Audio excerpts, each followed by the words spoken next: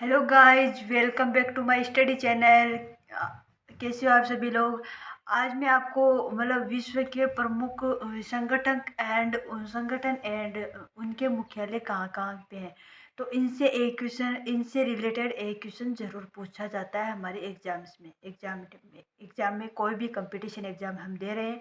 ठीक है, तो उसमें एक क्वेश्चन जरूर पूछता है। तो मेरा फर्स्ट क्वेश्चन आपसे है, फर्स्ट जो आयोग है उसका मुख्यालय पूछ रही हूँ। गेट, ठीक है, GATT, गेट, इसका मुख्यालय कहाँ पे है। तो इसका मुख्यालय है जिनेवा में। एंड और एक पूछता है डब्ल्यू एच ओ का मुख्यालय कहाँ पे है। WHO का मुख्यालय स्विट्जरलैंड जिनेवा में है। ठीक है, और गेट का भी जिनेवा में है। एंड एक एक और क्वेश्चन आपसे पूछा जाता है। एक क्वेश्चन और पूछा जाता है कि आसियान आसियान का मुख्यालय कहाँ पे है। आसियान में संयुक्त राष्ट्र के पूर्व जो एक संघ बना होता है देशों का, तो इसे कहते हैं आसियान। और आसियान इसका मुख्यालय जकार्ता में है।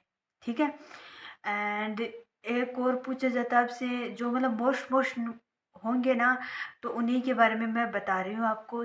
याद करके जाना इनको। ठीक है, एक आता है इंटरपोल। इंटरपोल का मुख्यालय कहाँ पे है। तो लियोस लियोस में इसका मुख्यालय है। जिसमें इंटरपोल में मैंने आपको बताया था इंटरपोल क्या होता है। इंटरपोल है ना, मतलब अलग अलग जो भी देश हैं उन उनकी जो भी सेना है उनके साथ में संबंध स्थापित करना। संबंध स्थापित का मतलब होता है कि जैसे हमारे यहाँ पे अपराधी है जो जेल से छूट के भाग गया एंड वो दूसरे देश में चला गया, तो हम जो हमारी सेना जो पुलिस है, पुलिसकर्मी, वो अगले जो भी देश है जहाँ भी इंफॉर्मेशन पहुँचेगी वहाँ पे उसको पकड़ लिया जाता है। तो इसीलिए इसीलिए ये ना इंटरपोल की व्यवस्था की गई है। ठीक है, एंड इंटरपोल का मैंने आपको बता दिया है। एक क्वेश्चन और पूछता है कि ओपेक ओपेक का मुख्यालय कहाँ पे है। ओपेक का मुख्यालय है वियना में।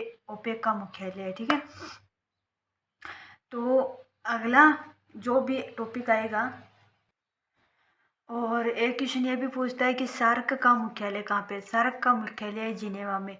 तो जो भी मुख्यालय मेन बाय द वे कोई अलग हो जाता है, लेकिन जिनेवा में स्विट्जरलैंड में बहुत सारे मुख्यालय बने हुए हैं। ठीक है, सार्क का, नाटो का और UNDP का बहुत सारे ऐसे पूछे जाते हैं कि इनसे रिलेटेड एक क्वेश्चन जरूर पूछा जाएगा।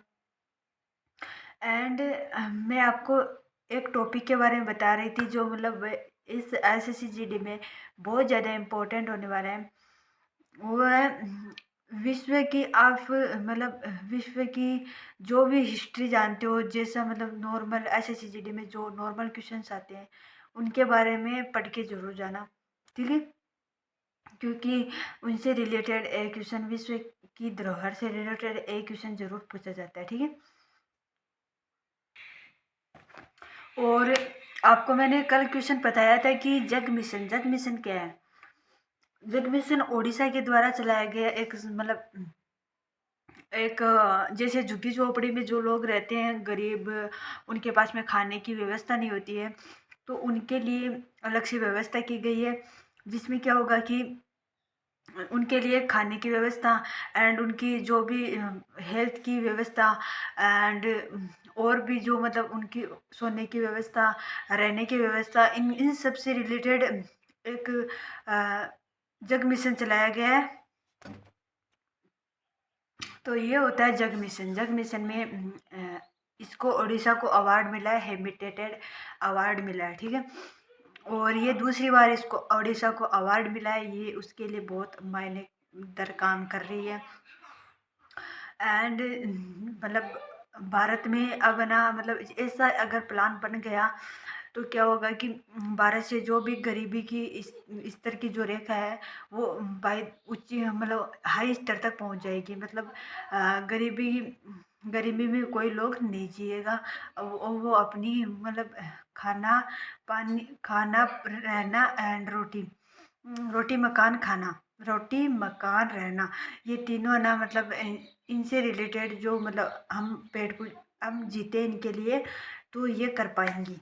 तो इसी के साथ में मैं अपनी क्लास को यहीं पे स्टॉप कर रही हूँ। और कल से मैं आपको मतलब और भी करंट अफेयर्स लेके आऊँगी जो मतलब बहुत ज़्यादा इम्पोर्टेंट होने वाला है। एंड अपनी स्टडी को ऐसे ही जारी रखिएगा, ठीक है। तो इससे क्या होगा कि आप अपनी मतलब एजुकेशन स्किल को बढ़ा सकते हैं। तो इसी के साथ में टेक केयर। और मैं अपने भारत को सलाम करती हूँ। जय हिंद।